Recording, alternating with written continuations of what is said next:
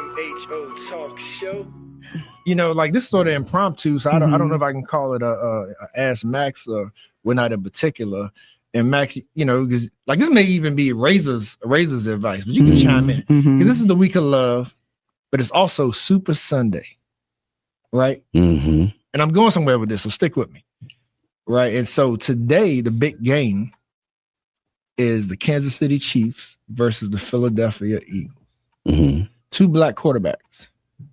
One being biracial, not that should matter, but a lot of people try to bring it up. He blackish. Come on, y'all. Come on, y'all.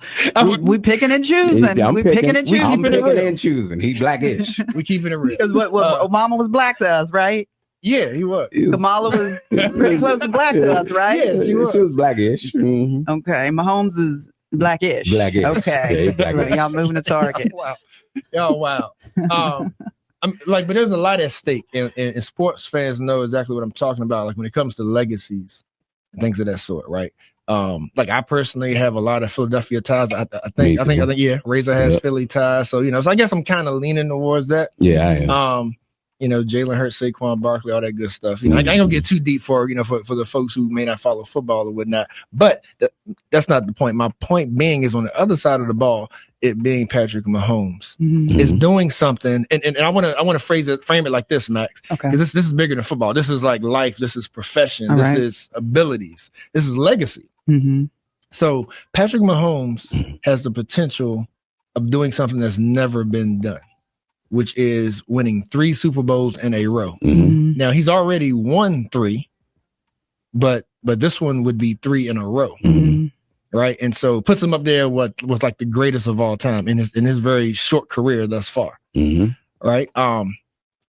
Some people, my question is, why? Like why, right? Like he seems to be an outstanding citizen. He seems to respect the game. He's entertaining. Seems like a fun dude. Some people question some of his political stances. That could be it. Some people think that may be why he gets favor. Some people just say it's greatness. But at the end of the day, it's like, why wouldn't we want to see this happen? And so that leads me, Razor, to like, why do we hate greatness? Think about that. Why do we hate greatness? Because I remember just a couple years ago, Razor, everybody was on the Mahomes back. Everybody was like, oh yeah, next black quarterback. He better than Tom Brady. You know, people saying all that kind of stuff. But now that he's won 3 and about to win 3 in a row, people saying, oh, but they cheating for the Chiefs. You know, or like I said, maybe some people don't like, you know, like that his family appears to be, you know, Trump supporters. Maybe that's part of it. But it's like now it's like, no, we don't want the Chiefs to win. It's rigged. And it just makes me think, why do we hate greatness? It was you cool talking more out of our community. Yes. But I think I'm even thinking about people in general. But of course, us in particular as a black community, it's like we'll rock with you like in the struggle. It's almost like we love the struggle.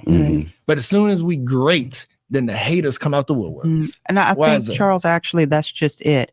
When a person is relatable, when the person seems more like us, I could be them, they could be me.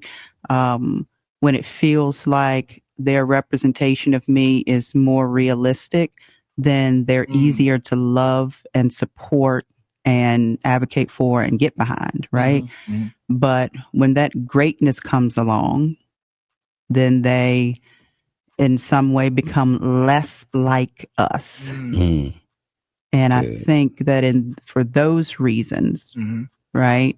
Because there's certain things that come along with greatness. You get more support from your counterparts. I mean, ideally, right? But it becomes less attainable, less like us, and for those reasons, we can't draw the connection anymore, and so we dislike it.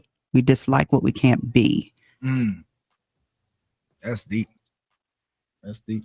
That's it. Okay. I'm gonna answer the first. About to say something crazy. The first group of people that you talk about. All right. So you say you had Tom Brady and you had him. So we was more for him because he had a little more melanin in his skin than Tom Brady. Now you got him and Jalen Hurts. Jalen Hurts got a little more black in him than he do. So that's that natural transaction in our community.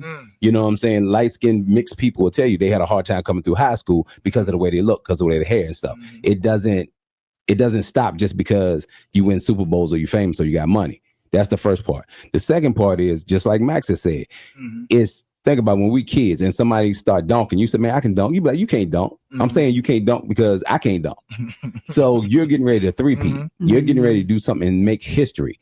Not everybody likes that new change. Yeah. You know what I'm saying? So that's just a part of our community. It has nothing to do with sports. Right. You know what I'm saying? There were people who did not like the fact that Obama could be president because he was a black man, and it was kind of non-obtainable to see a black man run the most powerful country in the world. Right? That's right. But now that Obama has gone, the only time he comes up is if the Trump presidency brings up something to try to counteract and make their stuff sound good and his sound bad. Right. So I don't look in it. I want to see him break the record. Right. But I want Philadelphia to win. Let me say this. I do want Philadelphia to win because of my ties there. But I would love to see the record broken. Records are made to be broken in sports. You want to see greatness in your generation. Yeah. You don't want to always read about it. So I'm at a catch-22. If he wins, I'm happy because I got a chance to witness it. But if he loses, I'm happy for Philadelphia. And you know, Charles, I think sometimes it's just not that deep. Like, I'm just tired of the Chiefs winning, and I want to see another Super Bowl champion. You know? 100%. But let me ask y'all, did Jordan go through this same scenario? Okay. Who, Michael Jordan? Yes. Oh, absolutely. He went, I couldn't. After a while, I didn't like Jordan myself just because I felt that he was always more inviting with his finances to other people than his own community. Okay. You know what I'm saying? You know what reason? He did it later on in life, but when it was like called upon, like he was always, whenever he was questioned about, man, do more for the black community, Jordan's responses were, and I'm just, please, don't nobody judge me, white people buy shoes too. Right. Yeah, that's what he said. That was actually what he said. Right. But when you bring up stuff like that, it's like he you're actually said hating Republicans, but yeah. Was it Republicans? Yeah, he said Republicans. That's still white people, right? In the black community. No, I'm saying the black community. That's white people. You know what I'm saying? So let me stop. But look though, but you made me think of something. Yeah. Else. And Max, check this out. It's almost like an age thing. It's almost it almost sounds like that when we get grown and we don't achieve our own dreams and goals, then we're more inclined to hate on those that do. Oh, absolutely. And I say that also because, like, I even think about, like, I was a youth when Jordan played, but I loved Jordan through it all. Me too. And I think that was probably because it was like, man, like he felt like a superhero. It was something to aspire to. It was greatness that encouraged you to do great, right?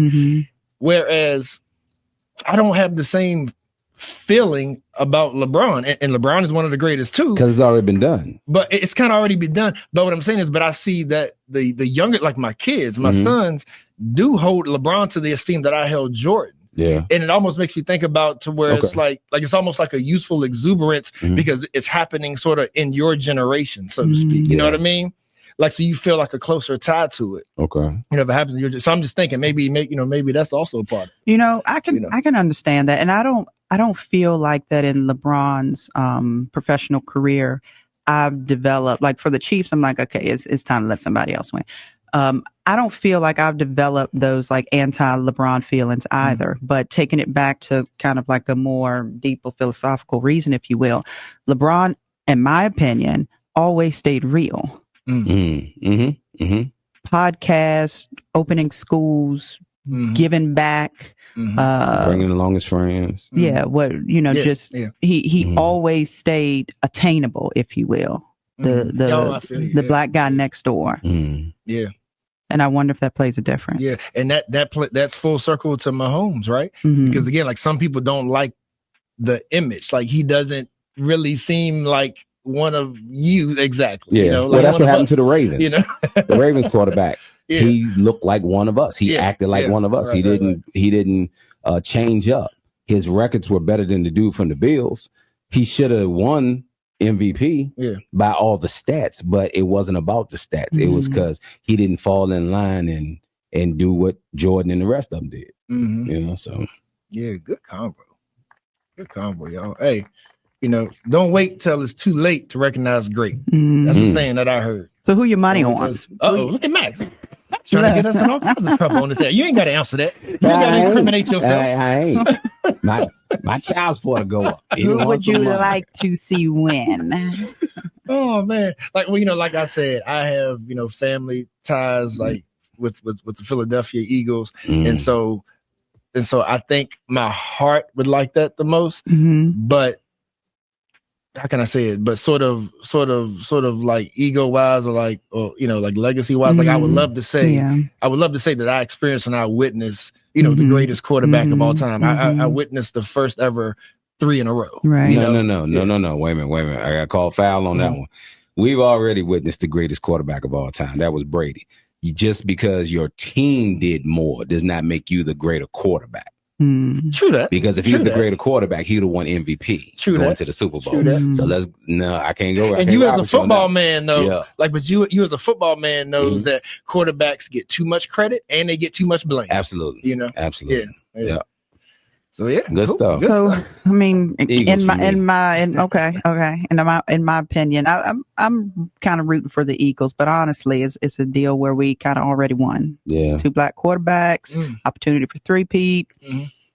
And the New York Giants fans got to be hurting because Saquon Barkley could very well be the MVP. Of the Super Bowl, and I think he was number 3 in the voting for even the regular season MVP. And it usually always goes to quarterbacks because again, like they get too much credit and too much blame. Kansas City and Philadelphia, that's kind of black versus white too. Max, it's time for break. Where's Eddie Griffin? What we did? Eddie Griffin is from Kansas City, right? Yeah, the comedian Eddie Griffin. That's where his ship stopped off at. Oh Lord! All right, here we go. We'll be right back next hour on IMHO Talk Show. If Razor didn't get us canceled.